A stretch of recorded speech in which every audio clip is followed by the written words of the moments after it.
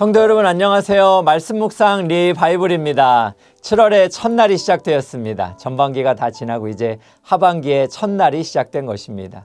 날씨는 무더워지지만 그러나 매일 말씀하시는 하나님으로 인해 승리하시기를 기원합니다. 오늘 하나님께서 우리에게 주신 말씀은 예레미야 26장 1절에서 7절까지 말씀입니다. 함께 읽겠습니다. 유다의 왕 요시야의 아들 여호야김이 다스리기 시작한 때에 여호와께로부터 이 말씀이 임하여 이르시되 여호와께서 이와 같이 말씀하시니라. 너는 여호와의 성전 뜰에 서서 유다 모든 성읍에서 여호와의 성전에 와서 예배하는 자에게 내가 내게 명령하여 이르게 한 모든 말을 전하되 한마디도 감하지 말라. 그들이 듣고 혹시 각각 그 악한 길에서 돌아오리라. 그리하면 내가 그들의 악행으로 말미암아 그들에게 재앙을 내리려 하던 뜻을 돌이키리라. 너는 그들에게 이와 같이 이르라. 여호와의 말씀에 너희가 나를 순종하지 아니하며 내가 너희 앞에 둔 내 율법을 행하지 아니하며 내가 너희에게 나의 종 선지자들을 꾸준히 보내 그들의 말을 순종하라고 하였으나 너희는 순종하지 아니하였느니라. 내가 이 성전을 실로같이 되게 하고 이 성을 세계 모든 민족의 저주거리가 되게 하리라 하셨느니라.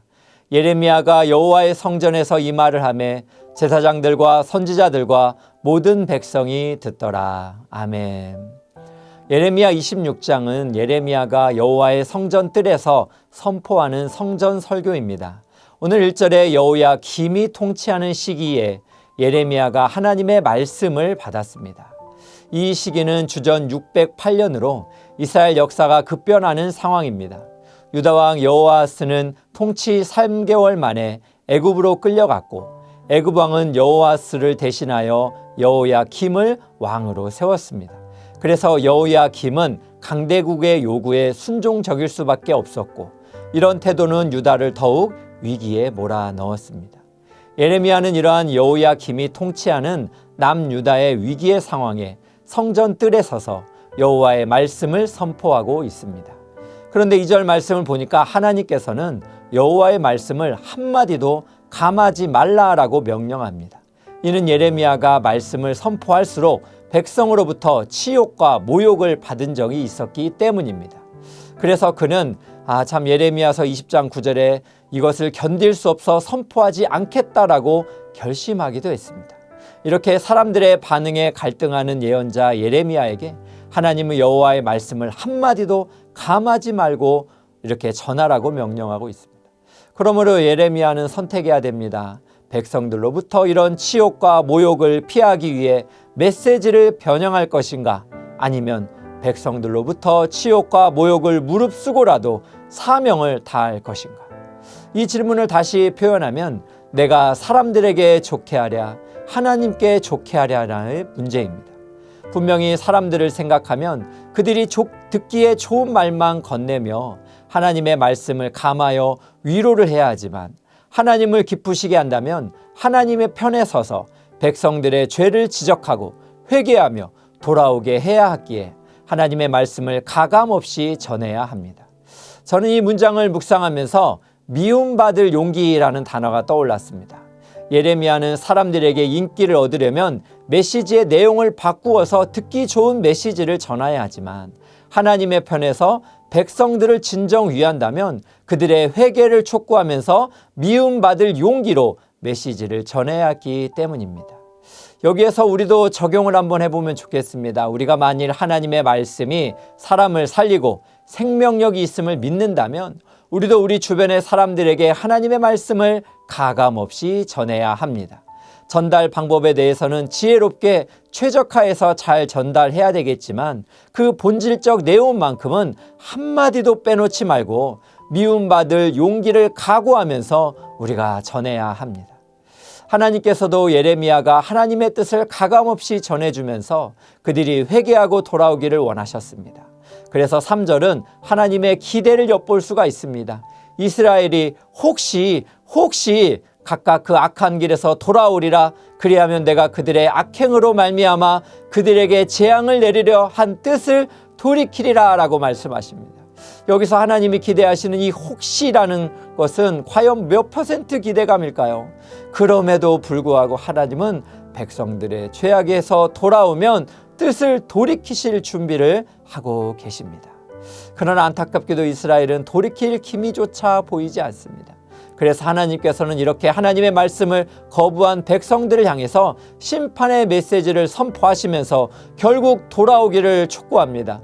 그 말씀이 바로 6절입니다. 내가 이 성전을 실로같이 되게 하고 이 성을 세계 모든 민족의 저주거리가 되게 하리라 하셨느니라. 성전은 실로같이 될 것이다. 이스라엘 백성들은 실로의 폐허를 잘 알고 있었기에 그들이 이렇게 하나님의 말씀을 거부하면 실로같이 될 것이다 말씀하는 것입니다. 또한 이 성을 세계의 모든 민족의 저주거리가 되게 하리라 말씀하시면서 그 하나님께서는 궁극적으로 이스라엘 백성들이 돌아오기만을, 회개하기만을 아버지의 심정으로 그렇게 기대하고 있는 것입니다. 심판과 저주가 있을 것이기 때문에 아버지가 자식이 회개하고 돌아오기를 원하는 것처럼 하나님은 그의 선지자들을 통해서 이스라엘 백성이 하나님의 품으로 돌아오기를 원하셨다는 것입니다. 저는 이 말씀을 통해서 하나님은 이스라엘 백성들이 악한 길에서 돌이키시기를 원하십니다. 여호와께 돌아가자라는 찬양의 가사처럼 말씀을 듣고 그 악한 길에서 떠나 하나님의 선한 길로 돌아서기를 하나님께서는 간절히 원하고 있습니다. 하나님께서는 또한 돌아오면 견고한 재앙을 즉시 거두겠다라고 약속합니다. 하나님이 이처럼 백성들을 향한 희망의 끈을 놓고 계시지가 않습니다. 그래서 예레미야 선지자를 보내서 하나님의 말씀이 이스라엘 백성들에게 치욕과 모욕을 받을지라도 혹시나 하는 기대감에 다시금 화해의 손을 내밀며 그들이 돌아올 기회를 주고 계십니다. 우리는 오늘 말씀에서 한 두 가지 정도 적용해 볼 수 있습니다. 첫 번째는 하나님의 말씀을 진리의 말씀으로 받아들이고 우리도 상황에 흔들림 없이 가감 없이 하나도 빼놓지 말고 그 말씀을 모든 사람에게 전하고 그렇게 또 살아내야 합니다. 또한 두 번째는 하나님의 말씀 앞에 우리 자신을 내어놓고 우리 순종합시다. 예수님의 제자도는 자기 부인이지 자기 만족이 아닙니다. 그러므로 하나님의 말씀이 임하면 그 말씀 앞에 우리가 순종하면서 하나님을 기쁘시게 하는 생명의 열매를 맺어가야 할 것입니다. 그래서 여러분, 말씀 앞에서라는 찬양의 가사가 있잖아요. 말씀 앞에서 두려워 떠는 자, 그 말씀에 생명을 거는 자 한 사람을 하나님은 찾으신다라고 그렇게 말씀하고 있습니다. 사랑하는 귀한 성도 여러분, 하나님의 말씀 앞에서 우리가 순종하며 그 말씀대로 살아냅시다. 그리하면 요한계시록 1장 3절의 말씀처럼 하나님은 이렇게 말씀했습니다. 이 예언의 말씀을 읽는 자와 듣는 자와 그 가운데 기록한 것을 지키는 자는 복이 있다라고 말씀하셨습니다. 하나님의 말씀을 듣고 순종하는 자가 정말 하나님께서 약속하신 대로 복이 있다라는 말씀을 여러분 기억하시기를 주님의 이름으로 축원합니다. 그러므로 사랑하는 성도 여러분, 이제 7월의 첫날입니다. 우리 하나님 앞에서 결단합시다. 하나님의 말씀을 듣고 읽고 그 말씀에 순종하면서 하나님이 기뻐하시는 삶을 살아갈 때 하나님께서 말씀의 은혜 가운데 거하는 자에게 형통한 은혜를 흘려 보내주시겠다는 이 약속이 우리의 삶 가운데 이루어지게 될 줄로 믿습니다. 그 말씀 안에 안식하시고 그 말씀 안에 승리하시기를 주님의 이름으로 축복합니다. 함께 기도하겠습니다. 사랑하는 하나님 아버지, 하나님의 말씀은 살아있고 운동력이 있는 줄로 믿습니다.